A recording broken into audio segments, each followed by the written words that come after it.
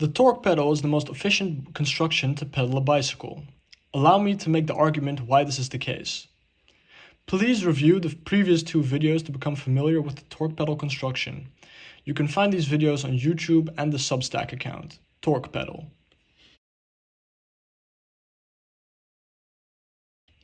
Previously, we showed the torque pedal in action. We showed that the general pedal movement, the circular pedal motion, is not compromised. We also showed the calculations. The University of Twente Department of Biomechanical Engineering confirmed that the torque pedal can produce a constant and significantly higher drive force over the complete range of the downstroke. The calculations were confirmed by measurements. These calculations and measurements represent the static forces. What really counts is power delivered during the dynamic pedal cycle. We will now simulate the downstroke of the torque pedal and compare it to the simulation of the downstroke of a conventional pedal construction. We will be using the muscle skeleton model shown in the figure from the report. Key parameters are the angles alpha 1, alpha 2, and alpha 3. The rate of change that these angles show are a measure of how much energy the corresponding muscles can produce. By comparing the conventional downstroke to the torque pedal downstroke, we can obtain an indication if the torque pedal could deliver an improvement of energy transfer from the muscles to the drive chain. First, we will simulate the optimal conventional downstroke to form a base against which to compare the torque pedal. The crank length is 17 centimeters, and details of the optimal saddle position are laid out in the report. Here we can see the simulation of the conventional pedal with the sole of the foot having an angle of 8 degrees to the horizon during the whole downstroke.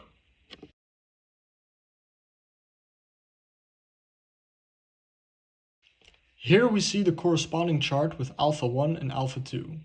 When alpha 1 is declining, the glutes can deliver power. When alpha 2 is increasing, vastus intermedius and rectus femoris can deliver power. To compare this to the torque pedal, we must first optimize the torque pedal configuration. For this, we will divide the downstroke into two sections.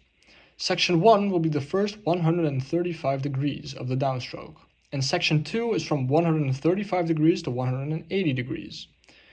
The optimal downstroke will be to engage the torque pedal over the section 1 by pushing down on the heel. In section 2, the torque pedal will be disengaged by pushing down on the toe.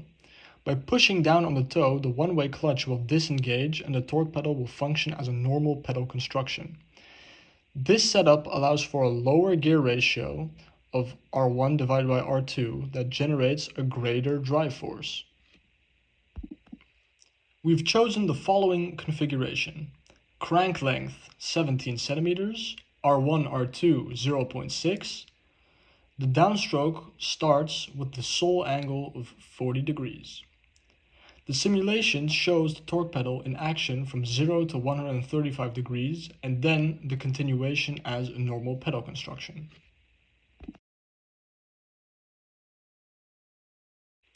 We can now make a comparison between the two constructions with respect to the angles traversed. It is clear that alpha 1 and alpha 2 traverse a larger angle under the torque pedal as compared to the conventional pedal construction. The conclusion is that the muscles have an enhanced possibility to transfer power to the drive chain under the torque pedal.